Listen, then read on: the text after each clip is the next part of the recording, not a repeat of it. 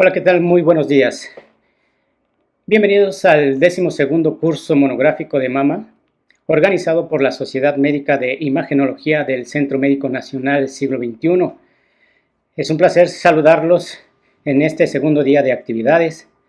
Soy el doctor Roberto Alejandro Cruz Morales, médico adscrito del Instituto Nacional de Cancerología y del Hospital de Especialidades del Centro Médico Nacional Siglo XXI del IMSS. Hoy platicaremos sobre una temática de interés que lleva por título BRCA y cáncer. Los objetivos que tengo con ustedes el día de hoy es darnos cuenta qué sabemos sobre el BRCA y, como segundo punto, conocer los tumores que están relacionados con la mutación del gen BRCA. Para entrar en contexto, vamos a recordar algunos conceptos importantes que van a servir para nuestra charla y hablaremos brevemente sobre la replicación celular. Imaginémonos una célula epitelial de la glándula mamaria.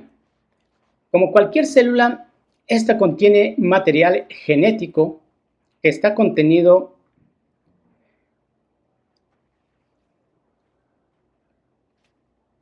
en el núcleo de nuestra célula. En este esquema ustedes pueden visualizar, tenemos el núcleo de nuestra célula epitelial y en el interior es donde vamos a encontrar los cromosomas que mantienen toda la información genética de un ser humano. Este material genético se muestra compacto para que la célula pueda contener más de 2 metros de ADN que tiene cada una de nuestras células. Y la forma en que se compacta todo este ADN es por medio de la cromatina. Este ADN, en su proceso de replicación durante el ciclo celular, va a mostrar en algún momento de este ciclo la replicación de toda esta información genética que lleva guardada. Debemos mencionar que un gen es un segmento de este material genético o un segmento de ADN.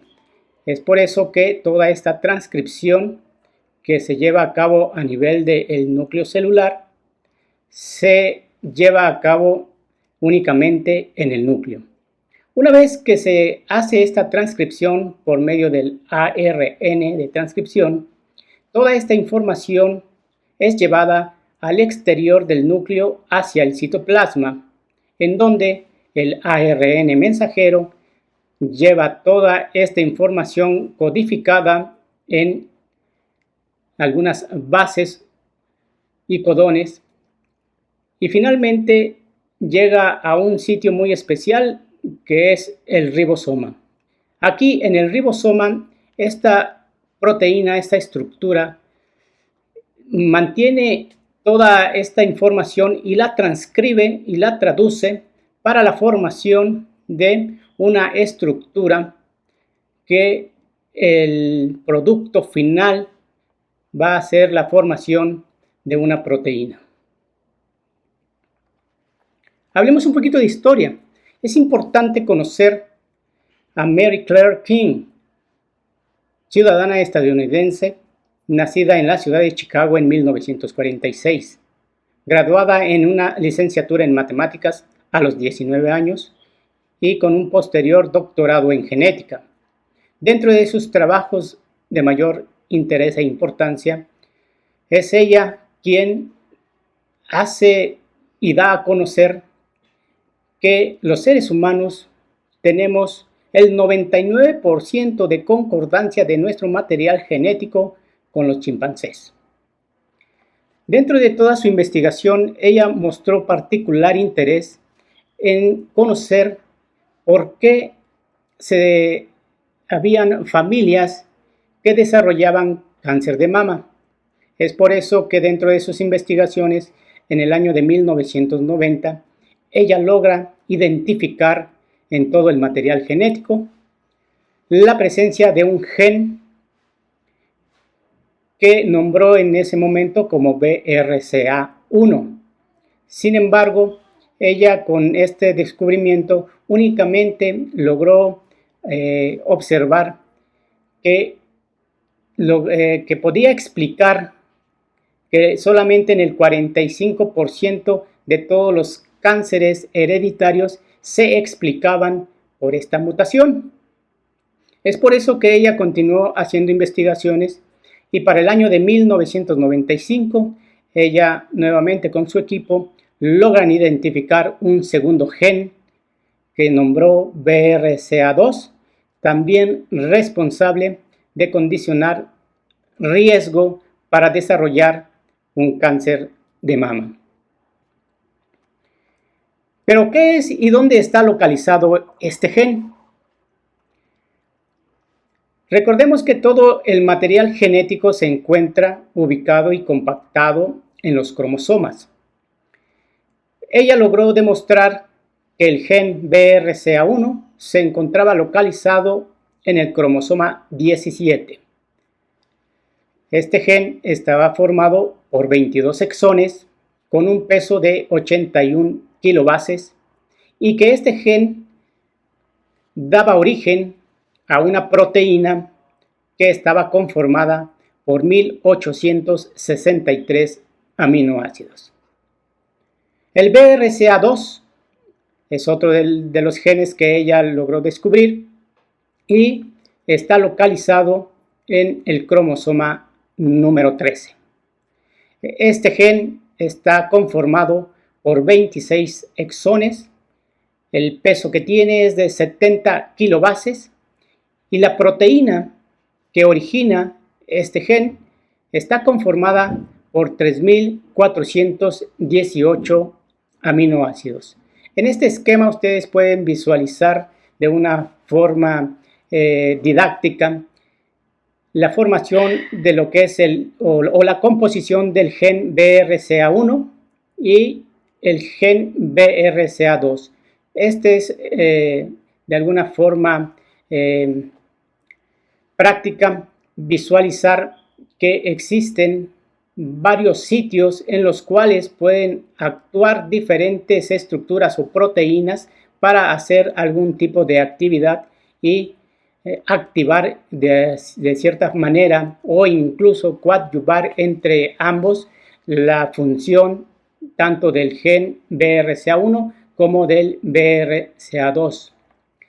Pero ¿de dónde viene la palabra BRCA? Como el objetivo inicial para identificar un gen responsable de cáncer de mama, ellos decidieron darle ese nombre de esta palabra breast cancer, utilizando únicamente las dos primeras letras de estas dos palabras, y es por eso que nosotros actualmente lo conocemos o lo manejamos como BRCA. Debemos entonces entender que todas las células de nuestro cuerpo tienen cromosomas. Todos los cromosomas están conformados por genes y que los genes que estamos nosotros en este momento revisando, BRCA1, BRCA2, son genes supresores de tumores. Todas nuestras células tienen este gen.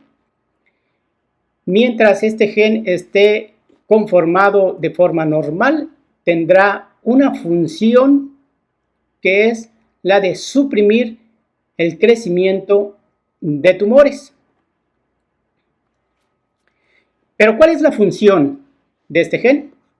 Lo habíamos comentado, son genes supresores de tumores que van a codificar la formación de una proteína y esta proteína, una vez conformada, va a actuar para la reparación del DNA, va a actuar para la regulación de la transcripción, así también como va a actuar en el control del ciclo celular.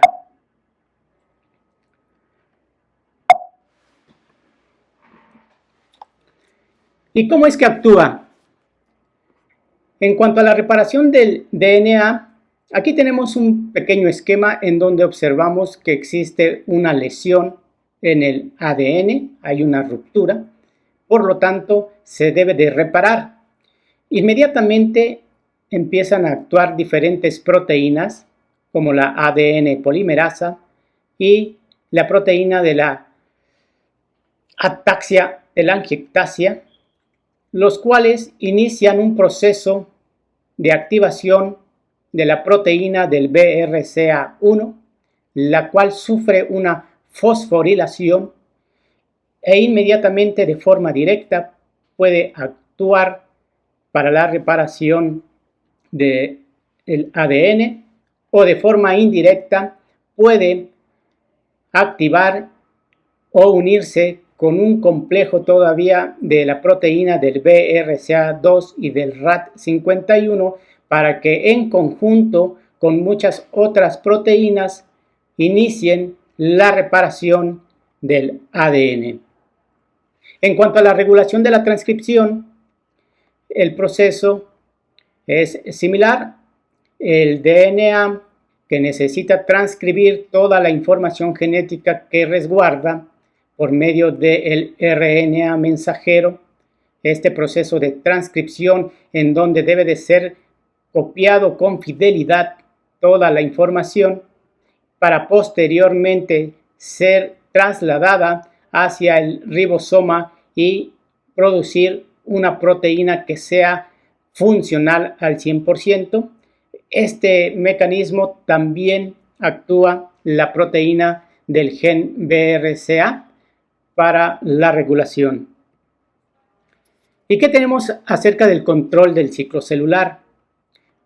Recordemos brevemente que el ciclo celular es todo un proceso en el cual la célula va a actuar y va a desarrollar diferentes funciones. El ciclo celular, recordemos, se divide en fases. La primera fase es conocida como G1, la segunda fase que le continúa es la fase de síntesis, la tercera fase es una fase llamada G2, para llegar a una cuarta fase que es una fase de mitosis, en donde la célula se va a duplicar. Dentro de este ciclo tan importante para que la célula se multiplique, existen sitios que les vamos a llamar puntos de control. Existen al menos identificados 3 puntos de control, llamados puntos de control G1, punto de control G2 y punto de control del uso mitótico. En cuanto al punto de control G1, aquí se verifica que la célula que se encuentra dentro del ciclo celular tenga un tamaño óptimo para continuar en este proceso, que tenga en su interior nutrientes necesarios para el proceso, que tenga factores de crecimiento y algo muy importante es identificar en este paso la presencia de cualquier daño al ADN y si es que así ocurre, reparar inmediatamente este daño para que la célula pueda brincar este punto de control y continuar al siguiente punto que sería el de síntesis. El segundo punto de control está localizado en la fase G2. Aquí es donde se verifica nuevamente cualquier daño estructural sobre el ADN y también se controla y se verifica la integridad de la replicación del ADN. Una vez que se han pasado estos dos puntos de control, llegamos a la última fase que sería la de la mitosis. Aquí es donde se va a verificar que exista un correcto acoplamiento del cromosoma al uso en la placa metafásica para que estos cromosomas llegado el momento, puedan dar origen, separarse y originar una célula hija. Bien, si hemos hablado que el gen BRCA está en todas las células de todo nuestro organismo, ¿qué sucede cuando este gen no tiene una actividad normal? Si este gen es un supresor de tumores, cuando existe una mutación en el gen, la proteína que normalmente produce va también a tener una alteración funcional y no va a cumplir sus funciones. Eso quiere decir que no podría reparar algún daño en el DNA, no podría regular la transcripción del RNA y también perdería su función en cuanto al control que realiza en el ciclo celular. Aquí tenemos en este pequeño esquema una célula normal. Cuando una célula normal presenta un daño irreparable en el ADN, puede tener dos caminos.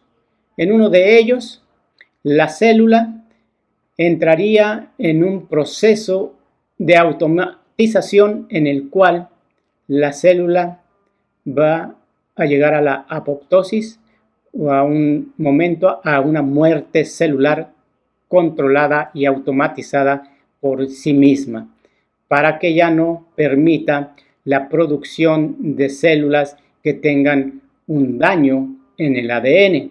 Ese es un mecanismo reparativo propio de la célula. Cuando tenemos una célula que tiene un daño irreparable, el otro camino que puede continuar es la de persistir con ese daño en el genoma y producir infinidad de células con mutación que al final de cuentas van a terminar por formar una lesión tumoral. En esta tabla podemos nosotros identificar cuáles son los tumores que se han relacionado con la mutación del gen BRCA1 y el gen BRCA2.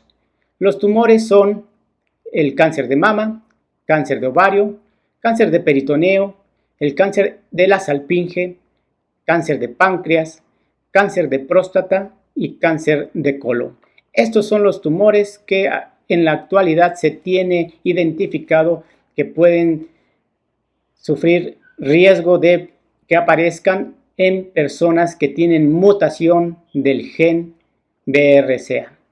Y como pueden ver en esta tabla, el mayor riesgo que tienen las personas cuando tienen alguna mutación en el gen es para desarrollar cáncer de mama, siendo hasta de un 80% de desarrollar cáncer de mama a lo largo de la vida cuando se tiene una mutación en el BRCA1 y de un 40% de riesgo cuando se tiene una mutación en el BRCA2. El segundo tumor por frecuencia que tiene también un mayor riesgo de desarrollar cáncer es el cáncer de ovario. Cuando tienen las personas una mutación en el BRCA1, tendrán una posibilidad o un riesgo de desarrollar cáncer de ovario en un 24% a lo largo de la vida, mientras que si fuera mutación del BRCA2 es del 8.1%. Como pueden ver en el resto de los tumores, el riesgo es menor. Sin embargo, los siguientes tumores que tienen alta frecuencia, de acuerdo a la literatura, es el de páncreas y el de próstata. Ahora veamos algunos casos. En estas imágenes ustedes pueden ver que se trata de una paciente femenina de 64 años, a la cual se le detectó una mutación en el gen BRCA1 y que desarrolló cáncer de mama, así como cáncer de endometrio. Como factores hereditarios de importancia es que cuenta con una hermana con diagnóstico de cáncer de ovario, una segunda hermana con cáncer de colon y un padre finado por cáncer de páncreas. En estas imágenes ustedes pueden visualizar una magnificación de una mastografía en proyección cráneo-caudal, en donde vemos una lesión nodular que muestra pérdida de sus contornos por el tejido glandular que se encuentra adyacente. En cuanto al ultrasonido, ustedes pueden ver una masa, una lesión nodular que muestra que es más alta que ancha y que tiene cierta angulación en sus contornos.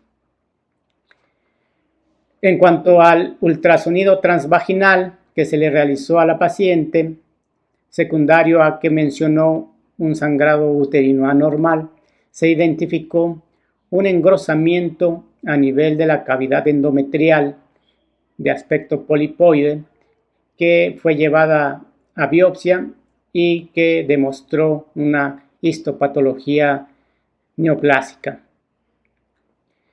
En cuanto a la edad en que los pacientes que tienen mutación del BRCA y desarrollan cáncer de mama, se tiene un promedio de presentación a los 40 años. Son pacientes jóvenes. En cuanto a la histología, se ha documentado que así como en el cáncer esporádico, la histología principal sigue siendo el carcinoma ductal invasivo hasta un 80%.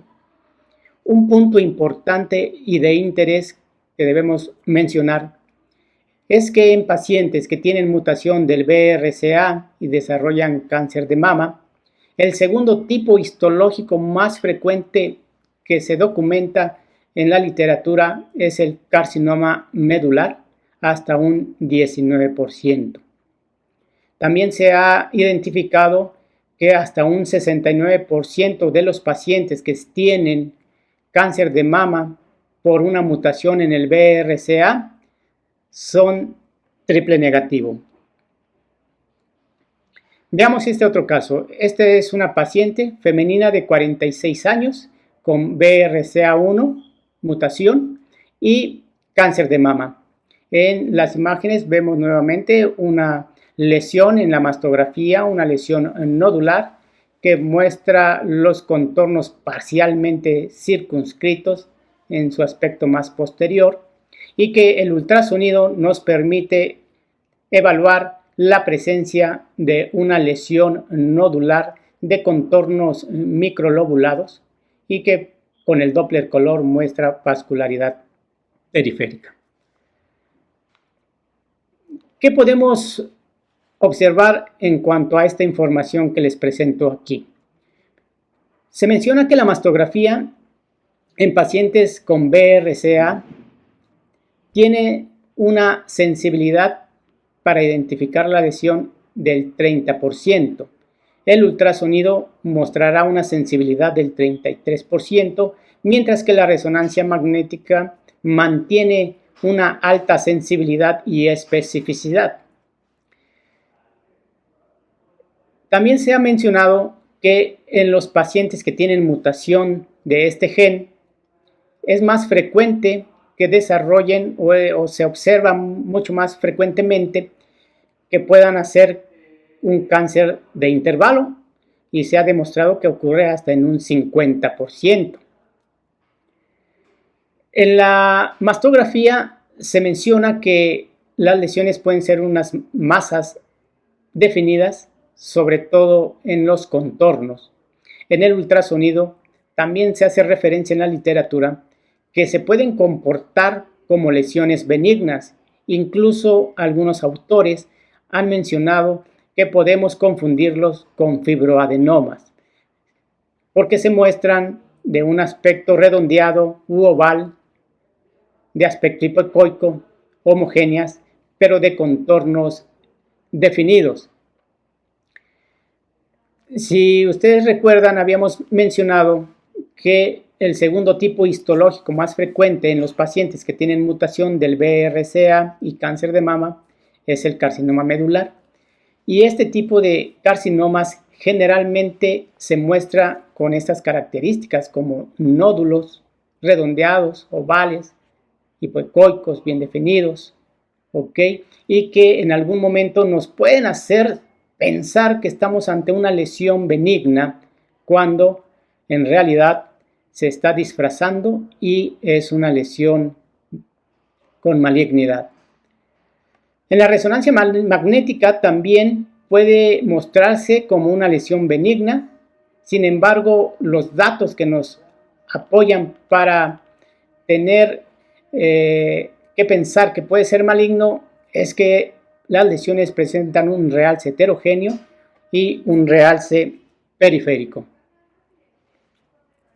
Veamos este tercer caso en un paciente, en esta ocasión masculino, 59 años, que tuvo un antecedente de cáncer de próstata 4 años previos, manejado con cirugía y con control de la enfermedad, y que actualmente fue diagnosticado con cáncer de mama, esto posterior a un traumatismo en la región de la glándula mamaria del lado izquierdo, y que fue llevado a consulta genética en donde se determinó que existía una mutación en el gen BRCA2.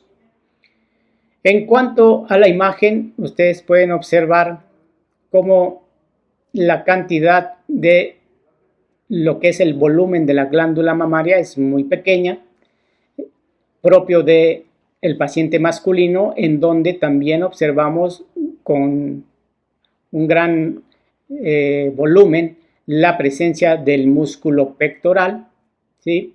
Y que se logró identificar una lesión nodular retroareolar que se corroboró con el ultrasonido, en donde se veía una lesión hipoecoica de contornos definidos. Como antecedentes heredofamiliares de este paciente y muy importantes, vean que el padre de este paciente, así como un hermano, padecieron cáncer de próstata. Este mismo paciente hizo referencia que su hija de 27 años fue diagnosticada con cáncer de mama y falleció a los 35 años. Y una hermana del paciente también fue diagnosticada recientemente con cáncer de mama. En cuanto al paciente masculino, el riesgo de desarrollar un cáncer de mama con mutación en el gen BRCA1 es de 1.2%, mientras que si la mutación se encuentra en el BRCA2, el riesgo es de 6.8%. El tipo histológico más frecuente, así como en el cáncer esporádico, en el 95%, es un carcinoma ductal infiltrante. Se ha mostrado en la literatura que hasta en el 60% son tumores de alto grado. Y una indicación de la NCCN es que todo paciente con cáncer de mama masculino debe ser sometido a un análisis genético. Bien, ahora veamos el segundo tumor relacionado con una mutación en el gen BRCA, cáncer de ovario. Tenemos aquí a una paciente femenina de 51 años con mutación en el gen BRCA1 que desarrolló un cáncer de ovario seroso papilar de alto grado, el tumor más frecuente, con antecedentes heredofamiliares de 2 primas maternas con cáncer de ovario. Visualicemos la imagen por ultrasonido en donde lo que vamos a identificar en la mayoría de estos pacientes son lesiones o masas de gran tamaño que ocupan la cavidad pélvica y que en muchas ocasiones incluso se expanden hacia la cavidad abdominal. Son lesiones totalmente heterogéneas con áreas sólidas y áreas quísticas en su interior. En la tomografía se muestra el mismo aspecto, lesiones o masas de gran volumen que muestran un aspecto heterogéneo con áreas sólidas y áreas quísticas. Pacientes con mutación en el gen BRCA1 tienen un riesgo de desarrollar cáncer de ovario del 40% a lo largo de su vida. Generalmente la presencia de esta mutación les confiere que tengan un cáncer de ovario a una edad temprana, que puede ser desde los 40 años, que la sobrevida en este tipo de pacientes es del 44%, mientras que si son pacientes que tienen mutación en el gen BRCA2, el riesgo de desarrollar un cáncer de ovario es del 11 al 17%. La edad de presentación en este tipo de pacientes es muy similar a los carcinomas esporádicos, que es a una edad promedio de 60 años, y que este tipo de pacientes tienen una sobrevida del 52%. Este es otro caso de una paciente femenina de 49 años con mutación del gen BRCA1, con un cáncer de ovario seroso papilar de alto grado y que dentro de sus antecedentes heredofamiliares, un padre con cáncer de páncreas, una hermana con CA de colon y una tía con cáncer de mama. Las imágenes nuevamente son tumores o lesiones grandes que afectan la cavidad pélvica, sólidas con áreas de necrosis. En este paciente ya mostraba actividad metastásica a la glándula hepática, así como al sistema nervioso central, y en un último análisis que se le realizó al paciente en su última consulta, se identificó un nódulo tiroideo positivo para un carcinoma papilar de tiroides. ¿Qué riesgo tienen los pacientes que tienen una mutación del BRCA? Un riesgo del 4% de desarrollar cáncer de ovario.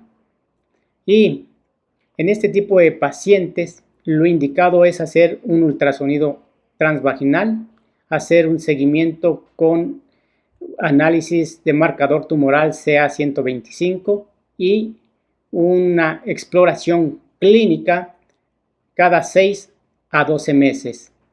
Es importante recordar que ningún método de vigilancia o de screening va a poder detectar un cáncer de ovario en etapas iniciales.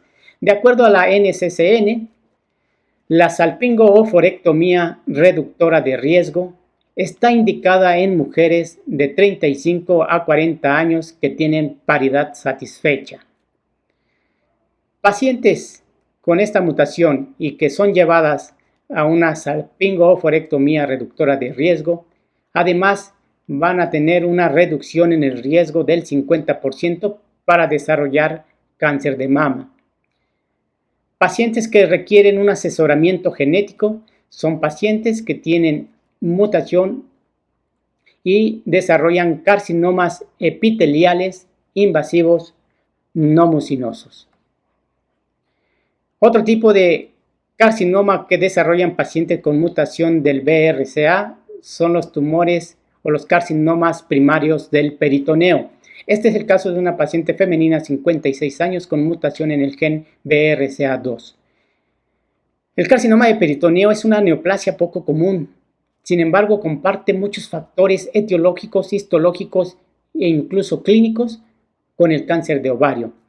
Estas son imágenes de la paciente de 56 años, en donde ustedes pueden ver en esta imagen coronal la presencia de una lesión que ocupa la cavidad pélvica y se asocia a la presencia de líquido de ascitis, así como a la presencia de implantes nodulares y subdiafragmáticos en el lado derecho.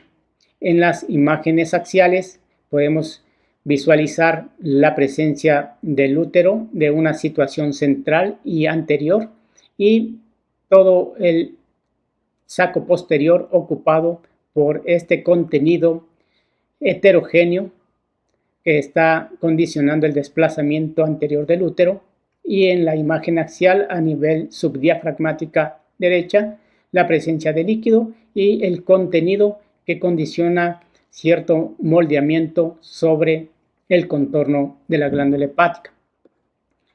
El riesgo de desarrollar este tipo de carcinoma de peritoneo en pacientes que tienen mutación del gen BRCA es del 4%. Y muchos de los hallazgos que nosotros podemos encontrar en las imágenes son ascitis, nódulos peritoneales, una nodularidad del epiplón, una masa sólida pélvica que se puede acompañar de linfadenopatía, así como de derrame pleural. En cuanto al carcinoma de la salpinge, en pacientes que tienen mutación del gen BRCA, si bien se ha comentado que representa un incremento en el riesgo, el sitio en donde se ha documentado que existe este carcinoma es a nivel de la fimbria. Se tiene un riesgo del 6% en los pacientes que tienen BRCA, que tienen la mutación, y en muchos de estos pacientes existe una alta asociación de compartir un carcinoma de salpinge junto con un cáncer de ovario. En este pequeño esquema ustedes pueden identificar cómo la salpinge a nivel de la fimbria está cubierta por un epitelio que es normal y que conforme a lo largo de la vida van existiendo estímulos que van condicionando cambios en este epitelio. Estos cambios pueden llegar a condicionar un carcinoma intraepitelial seroso de la salpinge. Este carcinoma puede ser in situ y mantenerse en la fimbria. Sin embargo, se ha documentado que puede haber un desprendimiento de estas células e ir a formar nidos a nivel del peritoneo y desarrollar un carcinoma peritoneal. De la misma manera, estas células que se desprenden de la fimbria pueden ir a parar a la superficie del ovario y desarrollar un carcinoma de ovario superficial. Otro de los cambios que también se producen a nivel de la salpinge es la endosalpingiosis, que es el despulimiento de las células del epitelio de la salpinge que van a parar también hacia la cavidad pélvica. En algunos otros casos, estas mismas células van a parar a un sitio de ovulación y son engullidas hacia el interior del estroma ovárico, produciendo quistes de inclusión cortical que con los diferentes estímulos y si existe una mutación del gen BRCA puede conducir a la transformación de tumores o carcinomas serosos de alto grado. Otro tumor que está relacionado con la mutación del BRCA es el carcinoma de páncreas. Existe un riesgo relativo del 2.2 para desarrollar cáncer a lo largo de la vida de este tipo de pacientes con la mutación. Se ha visto que la mujer tiene un riesgo mayor de 2-1 con el hombre. También se ha documentado que muchos de los pacientes con un adenocarcinoma ductal del páncreas que tienen una historia familiar de cáncer de mama es un predictor muy fuerte para considerar que pueda existir una mutación en el gen BRCA2. Este es el ejemplo de 3 diferentes pacientes. En las 2 imágenes superiores podemos visualizar una lesión infiltrante a nivel de la cabeza de páncreas que se asocia con un aspecto atrófico y una dilatación del conducto principal, que son los hallazgos principales que hemos observado muchas veces en los pacientes con un cáncer de páncreas. En este otro caso, otro paciente también con una lesión hipodensa infiltrante que se asocia con atrofia de páncreas y con una dilatación del conducto principal. Y en este tercer paciente podemos visualizar una lesión algo más nodular, parcialmente visualizada en sus márgenes, localizada en cabeza de páncreas y que también muestra una parcial dilatación de su conducto y empieza a mostrar también cambios atróficos. Se dice que los pacientes con un adenocarcinoma ductal del páncreas, hasta un 4 a un 7% son portadores de la mutación del gen BRCA. También se ha visto que en cuanto a la edad, la clínica, el estadio, el grado histológico y la etapa de supervivencia son muy similares entre los pacientes que tienen mutación del gen BRCA y aquellos pacientes que tienen un cáncer de páncreas esporádico.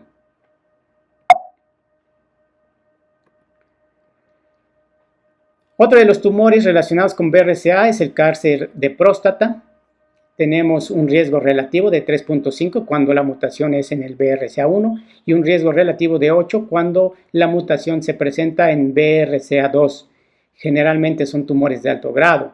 El cuadro clínico generalmente muy agresivo y se ha demostrado, se ha observado que existen niveles muy altos del antígeno prostático específico a diferencia de los carcinomas esporádicos.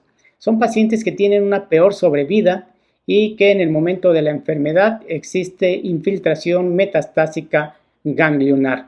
En esta imagen, un paciente con cáncer de próstata y mutación en el gen BRCA2, podemos identificar la vejiga de forma anterior y hacia su situación más posterior, la presencia de la próstata con modificación de su anatomía y con pérdida de la interfase con el recto.